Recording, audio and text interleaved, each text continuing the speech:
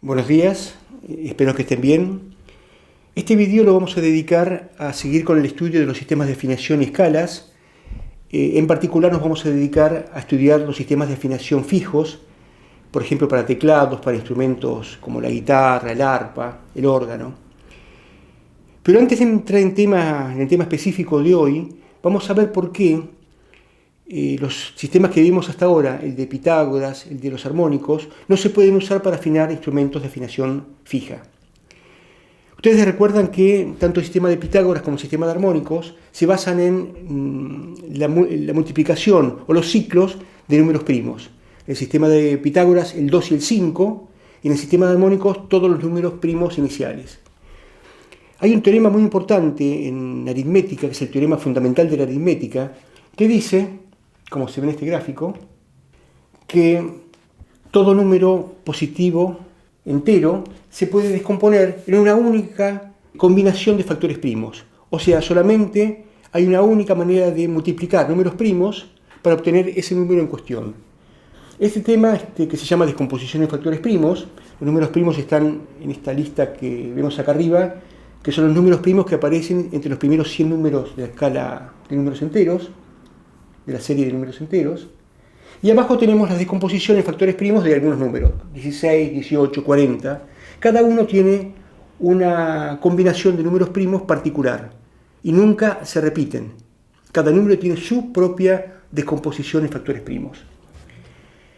Y esto es muy importante en música porque los músicos quieren que el sistema de afinación cumpla con las series de 2, número primo que da las octavas, 2 por 2 por 2 por 2 da una serie de octavas. La serie de 3, otro número primo que da la serie de quintas, 3 por 3 por 3 por 3, el sistema de Pitágoras nace de ahí. La serie de 5, que serían las terceras mayores en el sistema tonal, 5 por 5 por 5 por 5, y me da los intervalos de tercera mayor justos o sin batido. Y quieren que todo funcione simultáneamente. Ahora, el teorema fundamental de la aritmética dice que eso matemáticamente es imposible, porque la serie de números múltiplos de un primo no coincide con la serie de los múltiplos de otros primos. No son coincidentes, divergen. Es decir, los músicos le están pidiendo al sistema de afinación, ya sea fijo o variable, que cumpla con cosas que matemáticamente no se pueden dar, porque contradicen la teoría de números. Obviamente, con instrumentos de afinación libre, violines por ejemplo, se soluciona cambiando la altura de las notas según el momento que estemos tocando. En un momento será un mi más alto, en otro momento será un mi más bajo, pero en un teclado no se puede cambiar la nota según el momento. La nota va a dar siempre la misma altura tonal. Y acá está el gran problema de la afinación de los teclados. Los músicos piden cosas que la matemática no permite. En Occidente se conoce por lo menos desde la época de Alcuino. Alcuino fue el ministro principal de Carlomagno, siglo IX, y ya se sabe cómo calcularlo. ¿El problema cuál es? Que una cosa es calcularlo y otra cosa es hacerlo musicalmente, usarlo en la música. Así que acá podemos ver en este esquemita, muy sencillo, que para obtener la función matemática, para obtener un semitono temperado igual, se puede proceder de la siguiente manera. Si tenemos una frecuencia F1, cualquier nota de la escala, cualquier frecuencia de una nota de la escala, tenemos que multiplicar a esa frecuencia F1 por un factor A, por un coeficiente, para que dé el semitono siguiente. O sea, en esta primera parte de la ecuación, F2 es igual a A por F1, significa que F2 es un semitono temperado igual arriba de F1. Así, F3 va a ser A por F2, un semitono temperado igual arriba de F2. Si uno hace esa operación 12 veces, equivale a multiplicar F1 por A, por A, por A, por A 12 veces. Es decir, F12 sobre F1, que vale 2, es igual a A a la 12. Por lo tanto, A, que es el coeficiente por el cual hay que multiplicar una frecuencia para obtener el semitono temperado igual siguiente, es raíz 12 de 2. Esta fórmula, raíz 12 de 2 como factor para obtener el semitono temperado igual, es conocida desde hace muchísimo tiempo por los matemáticos y los músicos que hacían matemática, Pero el problema, como ya dijimos, será hacerlo en la música práctica. Si yo les digo a ustedes, canten una nota cualquiera, háganlo, probemos, canten una nota cualquiera. Bueno, ahora sobre esa nota, canten Rey 12 de 2 arriba. Es imposible.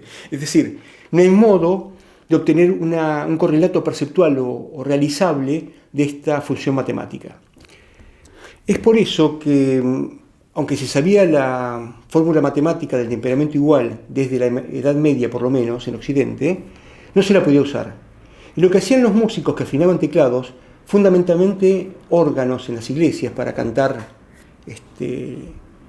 los salmos gregorianos o algunos corales muy particulares, usaban la afinación más fácil de hacer, que es sin duda la afinación pitagórica, que acá vemos, ya la vimos en su momento, que es simplemente hacer ciclos de quintas muy fáciles de afinar a oído y bajar a la octava fundamental con ciclos de octavas. Es muy sencillo afinar en pitagórica, pero tiene sus problemas, ya lo vimos también cuando vimos escala pitagórica. Va a sonar más o menos bien en la tonalidad de base a la cual afinamos, pero ni bien nos vamos un poco más lejos en alguna modalidad o tonalidad diferente, las cosas se empiezan a poner muy feas. En esta tabla que vamos a usar durante todo el video de hoy, vemos acá en la primera columna a la escala pitagórica y tenemos a la escala de Aristógenes, que sería la escala de armónicos o la que suena más justa, sin batidos cuando se hacen armonías, en la cuarta columna con números. Fíjense que la de Pitágoras tiene quintas perfectas, pero tiene terceras muy altas, de 408 cents, el mi que está marcado acá, frente al mi de 386 cents de la escala de armónicos. Las tríadas, los acordes en do serían do, mi, sol, o para mayor, y do, mi bemol, sol para menor.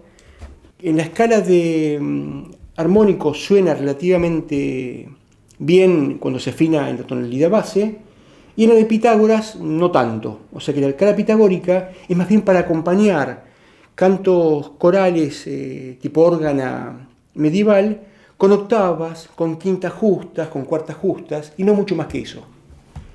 Ahora, si queremos tocar música más compleja, música modal con algunas modulaciones, con el sistema de Pitágoras, vamos acá a ver abajo de todo en este gráfico, que dice la cantidad de tríadas buenas, dudosas o regulares y malas que se generan por sistema de afinación.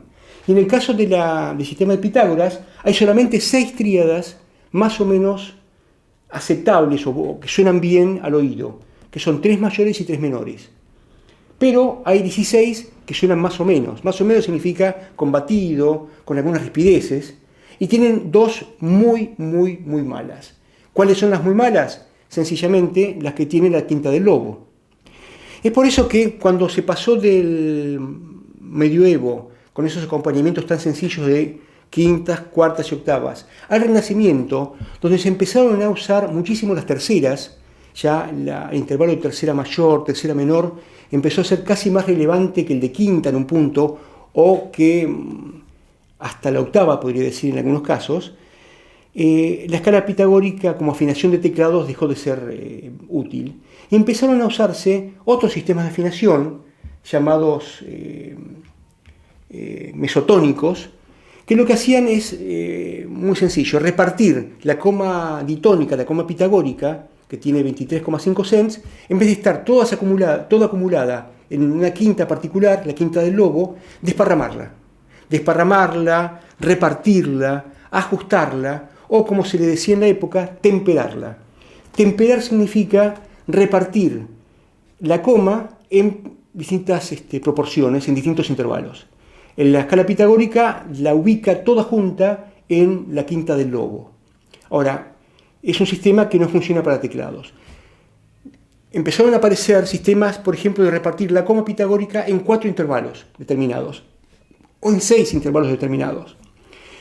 Como en el Renacimiento las terceras eran muy importantes, empezaron a haber sistemas de afinación prácticos, donde las terceras mayores, sobre todo, fueran las que dominaran el sistema de afinación. Y ahí es cuando nace la afinación mesotónica a cuarto de tono. Se llama mesotónica porque no sé si ustedes recuerdan que la afinación de armónicos, la aristogénica, tenía dos tonos, tono chico y tono grande. El tono grande era de 9 octavos, el tono chico de 10 novenos. Mesotónica, ¿por qué? Porque el tono que utilizan las escalas mesotónicas tiene un tono único intermedio, más grande que el de 182 cents, el chico de la escala de armónicos, y más chico que el de 204 cents, el grande de la escala de armónicos. Así que acá tenemos un gráfico bastante interesante de la evolución de las afinaciones en los últimos 400 años. Y vemos que en el Renacimiento empezaron a usarse, a partir de 1550 ocurrió esto, las escalas mesotónicas, que fueron variando. Cada músico, cada organista, cada tecladista inventaba un método mejor para afinar, repartiendo de otra manera las cosas. Y las escalas mesotónicas ya, que fueron hasta el siglo XVIII, por lo menos en algunos tipos de música, vemos que la escala mesotónica, la del cuarto de coma, por ejemplo, tiene 16 tríadas buenas, o sea, 8 mayores y 8 menores, que son muy buenas para tocar. No tiene dudosas, o sea que no hay en el medio, y tiene 8 malas. Es decir, la escala mesotónica, o la afinación mesotónica, era muy buena para afinar un teclado y hacer una suite renacentista, en una tonalidad base y modulando un poco. Era música generalmente modal, pero no podían irse muy lejos en las modulaciones porque empezaba a haber problemas con las tríadas malas. Mientras la música fue modal y se circunscribió a ciertos modos base, el sistema fue muy útil y se los ve en casi todas las suites para Virginal, Spinetta, clavicordio de Renacimiento. Pero antes de pasar al barroco, me gustaría mostrarles un ejemplo de una tocata de Giovanni Picchi, que fue un compositor que murió en 1630, tocado por Tom Kaufmann en un clave, copia de un clave de la época italiano, en afinación mesotónica del cuarto de tono. Yo de la pieza de esta tocata de Picchi elegí un fragmento central donde al principio se está tocando una tonalidad cercana a la de base, o sea, donde los intervalos son bastante consonantes, van a ver incluso cuartas y quintas muy afinadas. Y después una parte donde la obra de Picchi va a modalidades lejanas, modula mucho y aparece en una zona donde el teclado, si bien está bien afinado en mesotónico en otra modalidad, empieza a tener problemas de afinación muy grandes. Dejé para el final la vuelta a la modalidad base para que vean cómo no es que se les desafinó el clave a Tom Kaufmann, sino que simplemente el sistema no permitía irse muy lejos en cuanto a las modulaciones. Obviamente la elección de esta afinación mesotónica para esta obra por parte de Kaufmann uno lo podría discutir, porque en esta obra no pareciera ser tan eficaz. Pero bueno, Kaufmann es un experto de nivel mundial en este tipo de música y tiene con qué defender su decisión. Así que escuchemos ahora la tocata de Picchi por Kaufmann.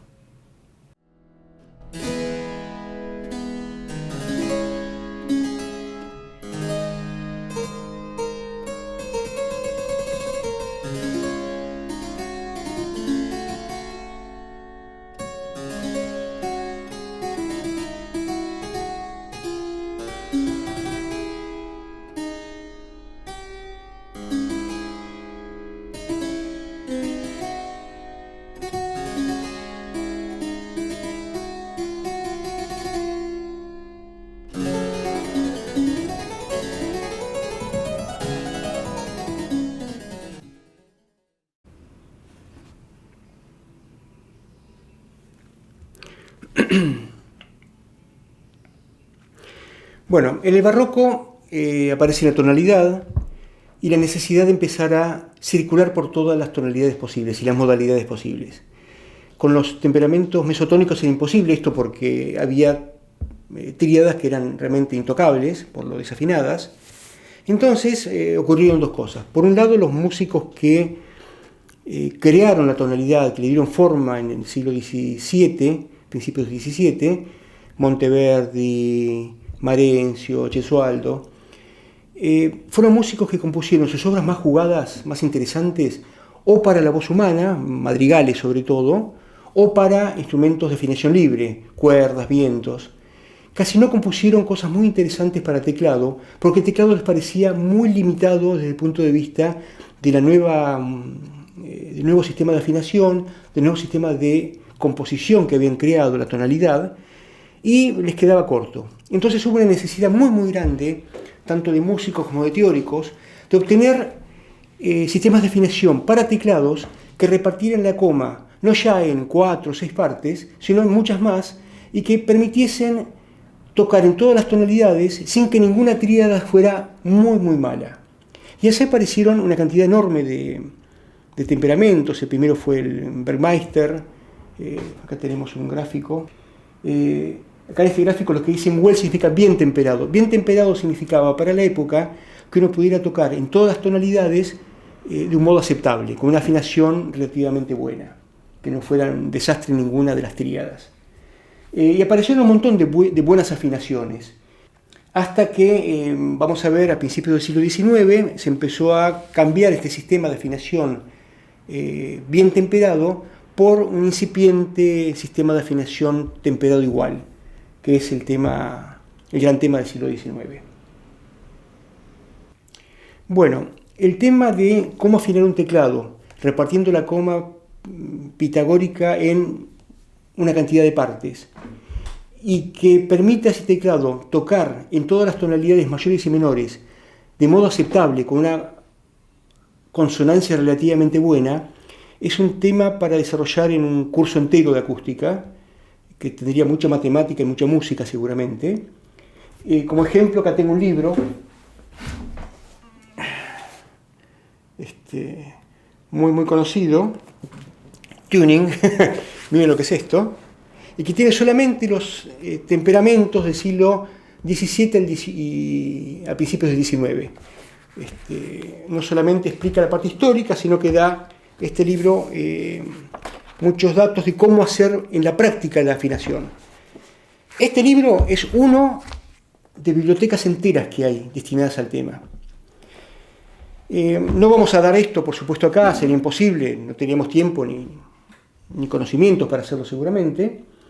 Es un tema de doctorados en Europa en este momento, pero sí va a ser interesante comentar algunas características de este sistema. Para empezar, estas afinaciones a temperamento correcto, a temperamento circular, como se llama también, permiten tocar en todas las tonalidades de un modo aceptable, pero son todas diferentes. Si vamos al esquema que habíamos mostrado hoy, vemos que en Balotti, si hacen ustedes las cuentas, que es la última columna de la derecha, tenemos entre la primera nota, el Do, y el Sol, tenemos una quinta de 698 cents.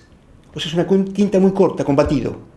Pero la quinta, Do sostenido, Sol sostenido, que sería 796 menos 94, da 702.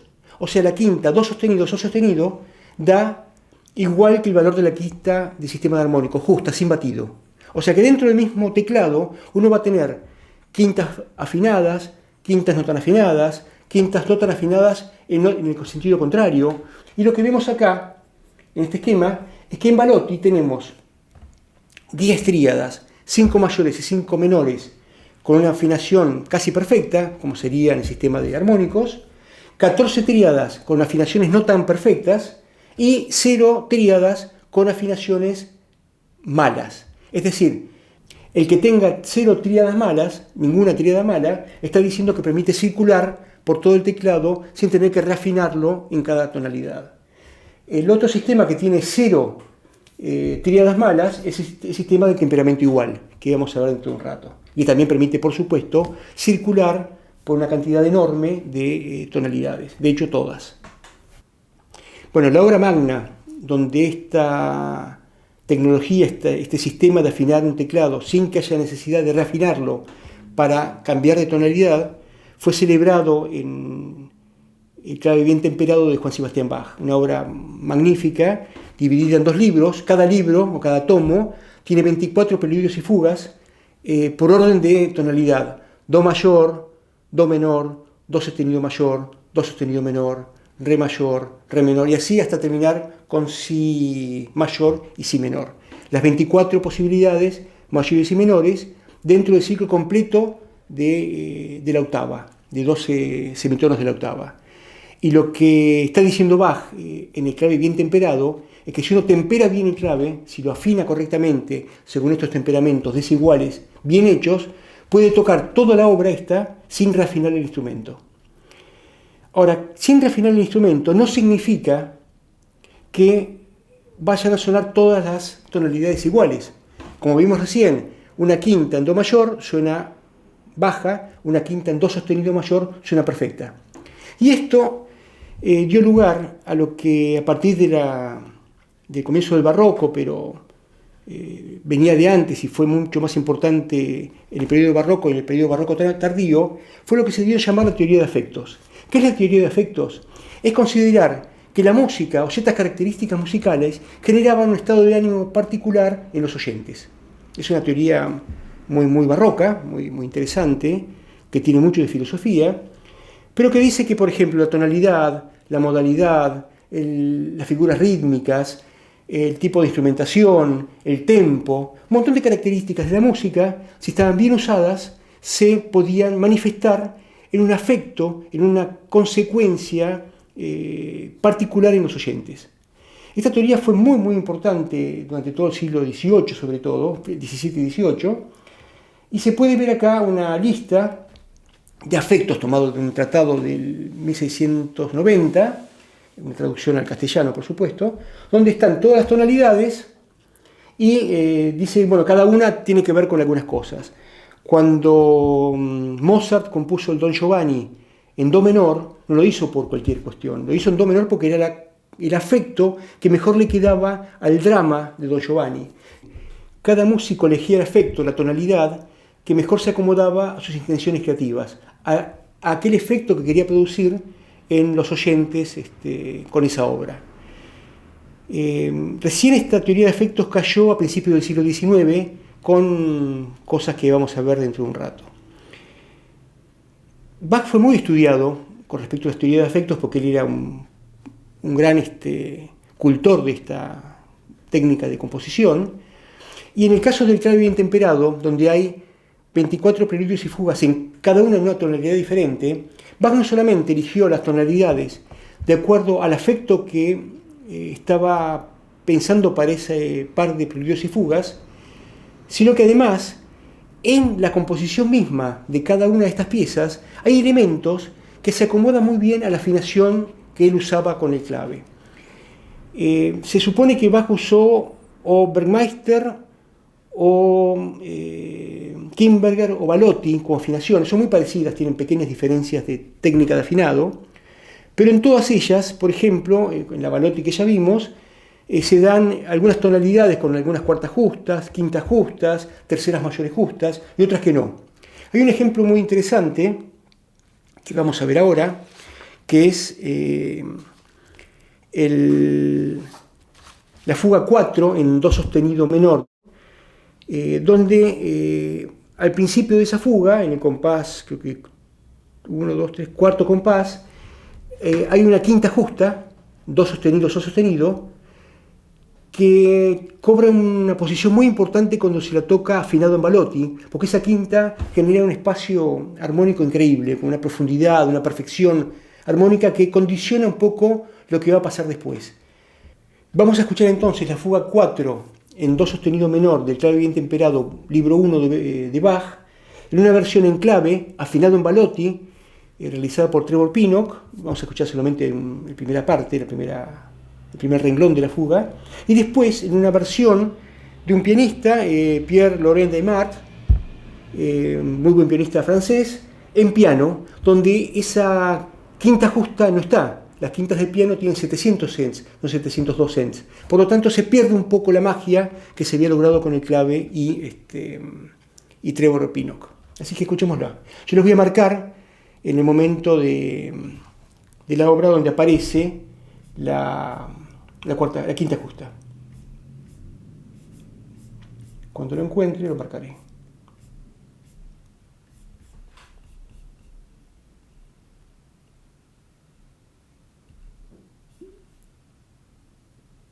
Ahí está.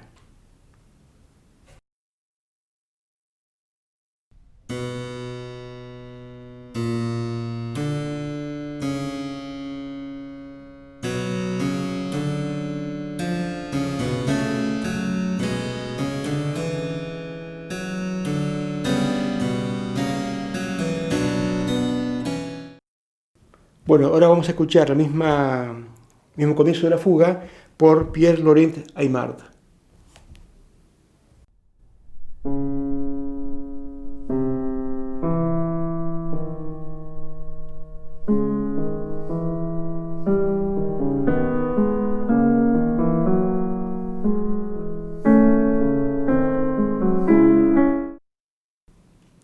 Bueno, en la versión en piano se pierde la afinación Balotti que tenía la versión en clave y cambia mucho el efecto de la armonía al no tener intervalos justos. Obviamente el piano tiene otras cosas, tiene la capacidad de manejar matices.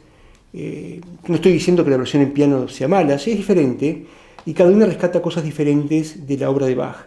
Si vamos a la veracidad histórica, obviamente la versión en clave rescata no solamente el instrumento que usó Bach, que es un tema importante a nivel histórico, sino quizá más importante todavía, rescata también la afinación que supuestamente usó Bach.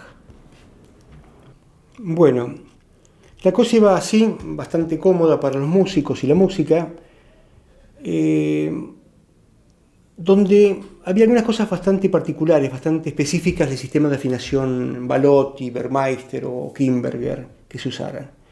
En general, la escala de armónicos, que es la escala con mínimo batido, que suena más consonante cuando se hacen armonías, dice que el acorde mayor, Do, Mi, Sol, responde a primeros armónicos de la serie, el Do al primero, segundo, cuarto, todos múltiplos de 2, el Mi a múltiplos de 5, el Mi es un múltiplo de 5 cuartos en la afinación de Aristógenes, y el Sol a múltiplos de 3, las quintas, digamos.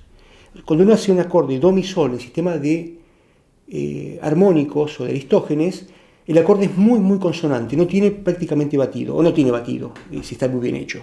Por lo tanto, para los músicos barrocos, ese acorde mayor sin batido era suficientemente consonante como para terminar de un modo digno una obra de música.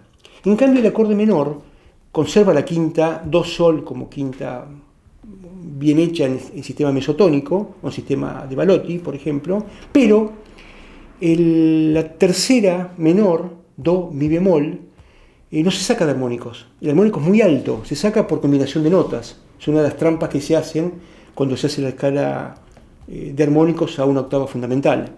Por lo tanto, el acorde menor, por mejor que esté afinado el instrumento, suena con batidos, suena un tanto disonante. Por lo tanto, en la época fin del barroco temprano y el barroco ya tardío, se consideraba que la tercera menor, o sea, el acorde menor, no era suficientemente consonante como para finalizar una obra, que era el punto de conclusión de una pieza de música. Entonces se hizo un cambio en el último acorde, que era pasarlo de menor a mayor en las obras en menor. Es algo muy extraño, porque uno viene con una obra con una característica expresiva determinada en menor, generalmente siendo más tristes, más grises, y termina en un acorde mayor, que se supone que tiene que ver con afectos más alegres, más entusiastas. Sin embargo, esa característica de terminar una obra en menor en mayor se convirtió en un estilo, se estilizó, y ya en la época de Bach era parte del repertorio academicista de lo que era ser músico en la época. Como ejemplo tengo acá el final de la fuga 24 del primer libro del Clave bien temperado de Bach. Es una fuga en si menor, una fuga tremenda, con unas armonías, una estructura de las más complejas y las más interesantes que hizo Bach en todo el Clave bien temperado, que es muy compleja, pero que bueno, tiene esa característica de terminar en el acorde mayor, cuando toda la fuga había estado en menor. Así que vale la pena escucharlo por lo menos una vez y ver cómo esta característica estilística, que parte de que el acorde menor es poco consonante, es cómo se oye esta característica en la fuga última del clave bien temperado, tomo 1 de Bach.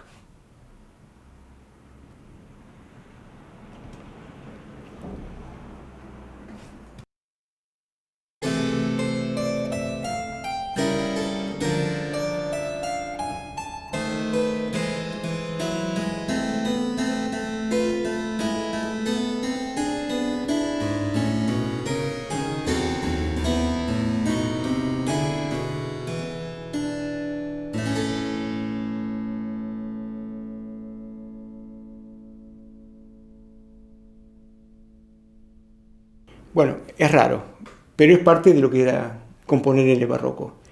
Lo extraño es que esta tercera de picardía, o esta conversión del acorde final de menor en mayor, también se aplicaba a instrumentos de afinación libre, cuando no había ninguna necesidad. Pero bueno, era parte del estilo de la época.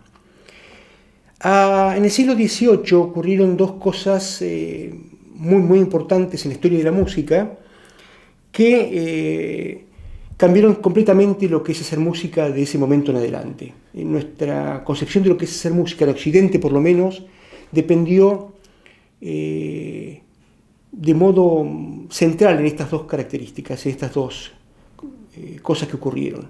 La primera fue la invención del piano.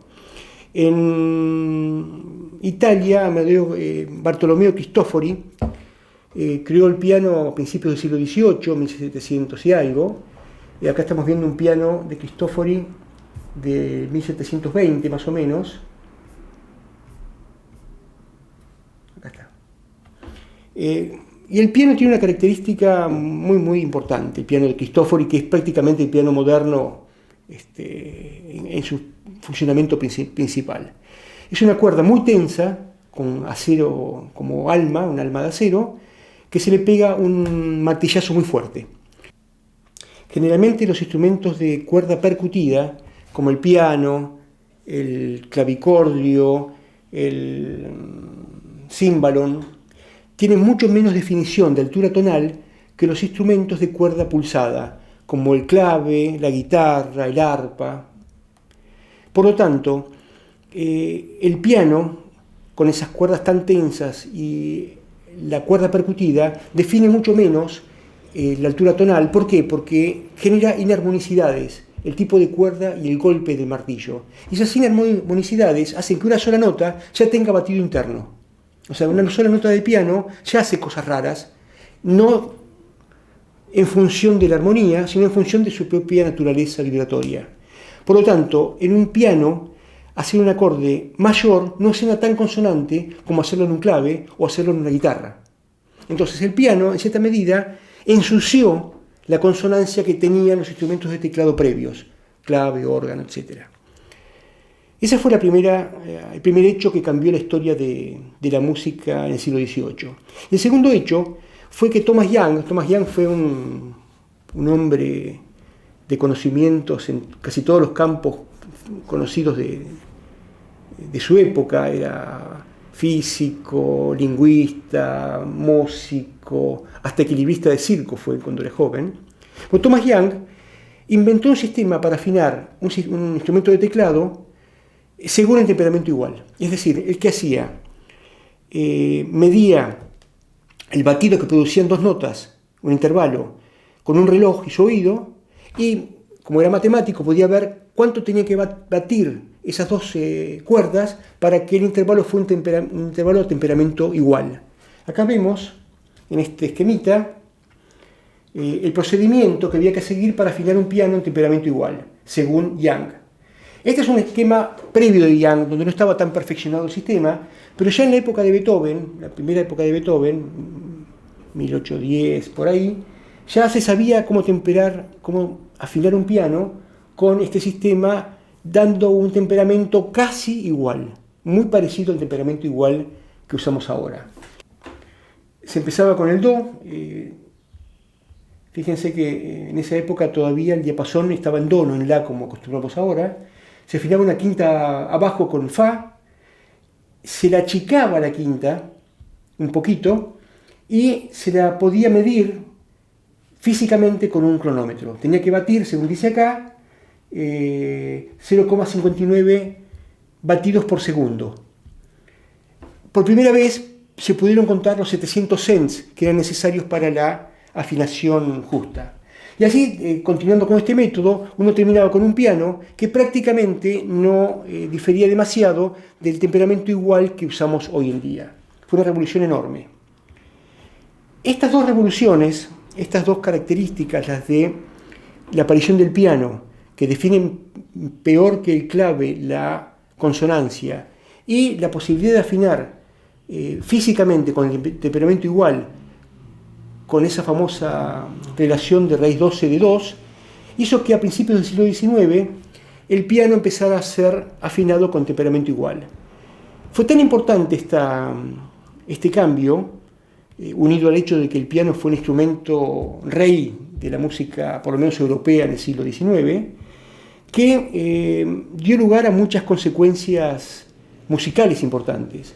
Por ejemplo, Hugo Riemann fue el gran teórico de la tonalidad del siglo XIX. Hugo Riemann, que creó el sistema de las armonías funcionales. Vieron, en la facultad ustedes estudian los grados de los acordes de segundo grado, tercero. Eso lo inventó Riemann. Y Riemann llegó a decir que el acorde menor era equivalente en consonancia al acorde mayor, cosa que ningún barroco hubiera dicho con las afinaciones previas. ¿Por qué dijo Riemann esto? Dijo Riemann esto porque él ya estaba pensando en el piano, el instrumento pianoforte, afinado con temperamento igual. Y si bien en la afinación justa de Aristógenes el acorde mayor es más consonante que el acorde menor, en el piano, que define menos la consonancia, afinado con temperamento igual, que rompe la quinta del acorde mayor, los dos acordes, mayor y menor, son igualmente desafinados o igualmente no consonantes, pero con una afinación y una consonancia que era tolerable, que uno se acostumbró a oír. Hoy en día estamos muy acostumbrados a escuchar un acorde en el piano, un acorde bien armado, y considerarlo de una consonancia correcta. En otras épocas eso no ocurría así, pero estos dos elementos, el reinado del piano como instrumento y la teoría musical que le dio lugar a los compositores a componer tanto en menor como en mayor, sin ningún tipo de restricción en cuanto a la consonancia, permitió todo el desarrollo de la música romántica, sin ningún tipo de duda, y ese corrimiento de los límites de la tonalidad que se extremaron con Liszt, con los ciclos de quinta infinitos de Liszt, con los increíbles acordes de Wagner en la última parte de su vida, el acorde del Tristán, los acordes de novena, oncena, hasta trecena en algún caso, o el incipiente tonalismo que cultivaron Schoenberg y otros autores, que lleva a principios del siglo XX al sistema dodecafónico. El sistema dodecafónico se llama dodecafónico, 12 sonidos. Es prácticamente un himno al piano. No sería concebible ese sistema en otro sistema musical, el sistema dodecafónico. Es decir, las consecuencias de la aparición del temperamento igual y del cambio de lenguaje musical fueron enormes. Lo estamos sintiendo el día de hoy. Las composiciones para el sistema MIDI, por ejemplo, siguen siendo afinadas en temperamento igual casi todas. El sistema MIDI, por supuesto, permite otras afinaciones, permite jugar muchísimo con otras cosas, se puede controlar con otras cosas que no sean teclados, pero lo más común, sobre todo en música popular, es que la gente directamente use los sistemas de control o los bancos de datos codificados en temperamento igual. Sin embargo, esta llegada del temperamento igual a la música práctica no fue fácil, y yo diría que hasta fines del siglo XIX no fue aceptada por la mayoría de los músicos. Hubo dos elementos que permitieron que esto fuera así. Primero, la invención del frecuencímetro de lengüeta, un aparato que vibraba unas lengüetitas cuando había una frecuencia en el aire que coincidía con la frecuencia de resonancia de esa lengüeta, o sea, un afinador bastante confiable, y la invención del piano con arpa de hierro. El arpa de los pianos hasta ese momento, más o menos 1870 o por ahí, tenían arpa de madera. La madera es un material que varía mucho con la humedad, con la temperatura. Los pianos con arpa de madera deben ser afinados o reafinados periódicamente. En cambio, con la invención de Steinway del arpa de hierro, los pianos salían afinados de fábrica y aguantaban muchísimo, igual que los pianos de ahora. Entonces ya se empezaron a salir de las fábricas Steinway de Nueva York y de Hamburgo pianos afinados con arpa de hierro con temperamento igual, hechos con lengüetas de frecuencímetros de lengüeta. Es decir, todo el sistema estaba convergiendo hacia el temperamento igual en los instrumentos de teclado. Sin embargo, los músicos de la vieja escuela o los que tocaban instrumentos como órgano o alguna gente que todavía tocaba clave en el siglo XIX, se quejaba muchísimo de que el piano era un instrumento muy desafinado para ellos. Entonces inventaron cosas muy divertidas como teclados que permitían hacer quintas justas en todas las tonalidades. Eso implicaba tener 2 o 3 teclas para el do, 2 o 3 teclas para el re, 2 o 3 teclas para el do sostenido y combinarlas en teclados realmente poco menos que imposibles de tocar. Teclados teóricos hechos por Hermann Helmholtz en el siglo XIX, otro de Helmholtz, otro de Helmholtz, y aunque parezca mentira, estas cosas tan poco prácticas se construyeron. Acá tenemos un teclado microtónico de principios del siglo XX, acá otro de la misma época. Esto se construyó y se tocó, aunque no lo puedan creer. Otro más. Es muy interesante, acá se ve el mecanismo, porque en realidad tener más teclas por octava significa tener más cuerdas y más martillos y más mecanismo. Son instrumentos muy complicados a nivel mecánico, estos pianos microtonales. Bueno, estos pianos estaban hechos básicamente para tocar la música que ya se conocía, pero con una afinación mucho más consonante.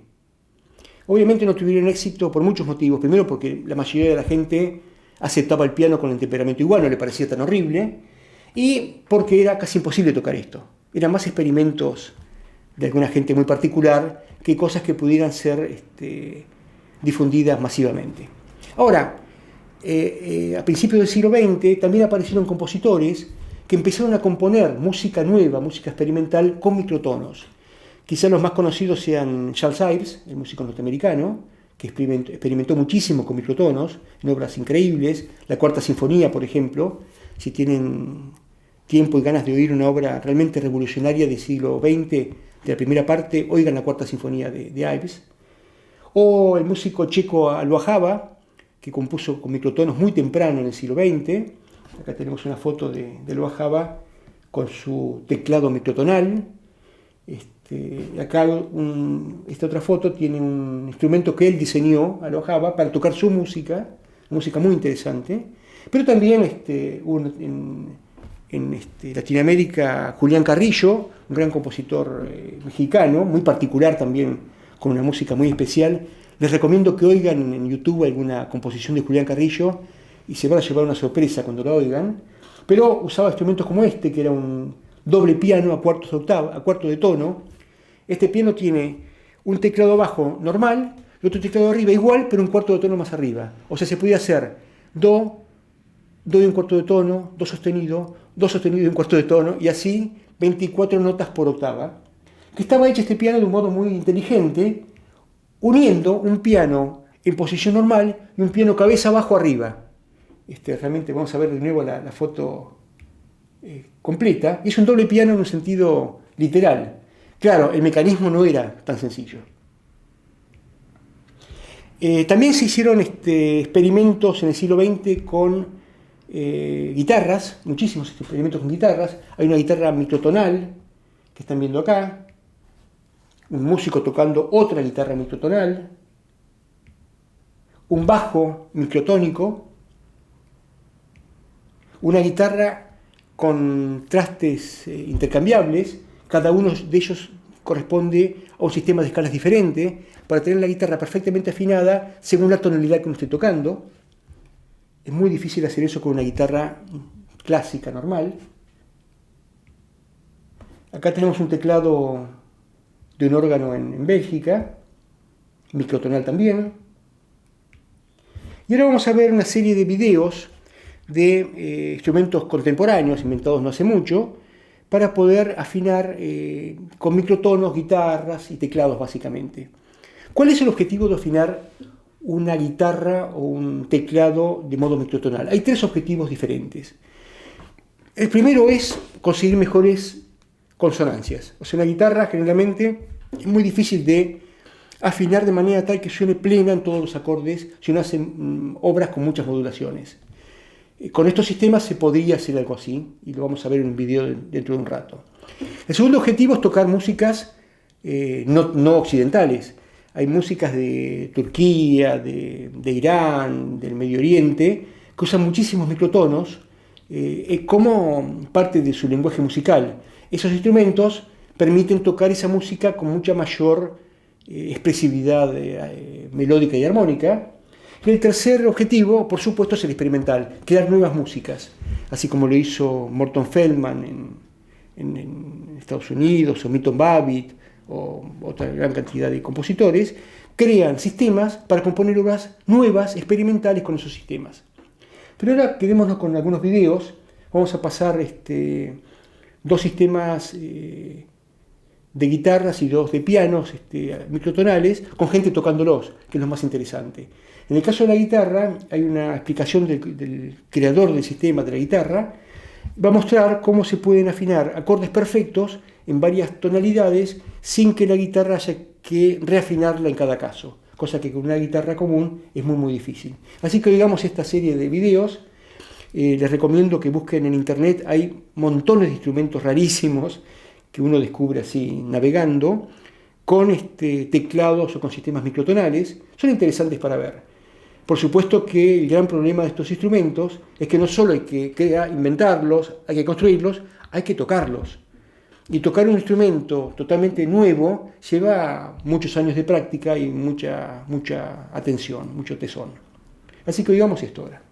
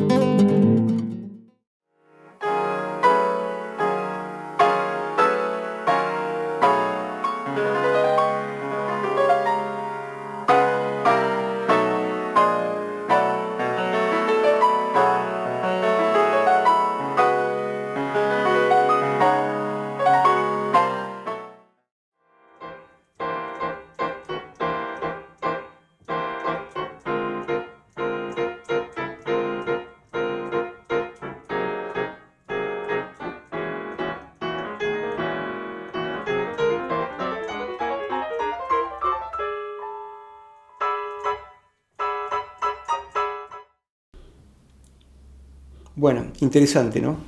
En internet está plagada de videos interesantísimos de instrumentos microtonales, teclados, trastes de guitarras, sticks, controladores rarísimos.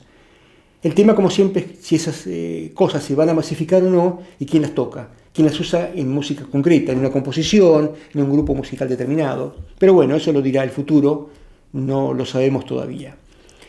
Antes de terminar este video, vamos a hacer un pequeñísimo repaso de cuáles son los sistemas de afinación que se usan en la actualidad.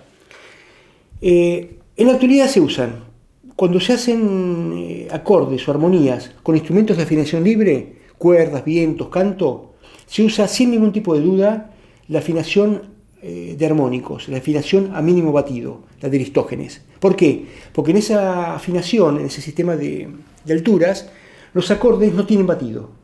Dijimos que en Occidente la mala palabra es el batido. Lo que hace que un acorde suene feo, suene desafinado, suene no consonante, es el batido. Y la escala de armónicos asegura el mínimo batido posible. Por instinto, un violinista en un cuarteto de cuerdas, un cantante en un coro, va a afinar un acorde según el sistema de armónicos. En cambio, cuando alguien canta, hace una melodía, va a usar sistemas de afinación que aumenten la capacidad expresiva de esa melodía. Va a ser sensibles modales o tonales que se caigan al modo, al tono, digamos, a la tónica. Van a quizá achicar los semitonos, agrandar los tonos, según el momento que sea. En ese caso, la escala que más se usa, o el tipo de escala, es una escala tipo pitagórica, con semitonos muy chicos, pero en realidad va a depender mucho del instinto musical del músico y de qué tipo de melodía está haciendo en ese momento, qué estilo, qué tipo de música, etc. Y en los teclados, lo que se usa casi, no exclusivamente, pero con una gran mayoría de casos, es el temperamento igual, el que se usa para el piano moderno, así se afinan los teclados MIDI, así están afinados los samplers cuando uno los dispara desde una computadora. Sin embargo, estos sistemas de controladores y de sistemas de generación algorítmicos por computadora tienen la ventaja de que no están restringidos a un determinado tipo de afinación o una determinada cantidad de notas por escala, ni aún están restringidos a que la escala sea discreta, puede ser una escala continua de variación por glisandos, sin ningún problema. Por lo tanto, en la actualidad las posibilidades son infinitas. El tema es cuáles se usan para hacer música realmente. Y por ahora, en música popular, pero también en muchas músicas no tradicionales, experimentales, podemos seguir diciendo que el temperamento igual reina en cuanto a la afinación para teclados. ¿Qué va a pasar a futuro? No lo sé, nadie lo sabe, veremos cómo es la cuestión, pero en la actualidad es así. En nuestro tiempo es el tiempo en los teclados del temperamento igual todavía. Bueno, con esta parte terminamos el video de hoy.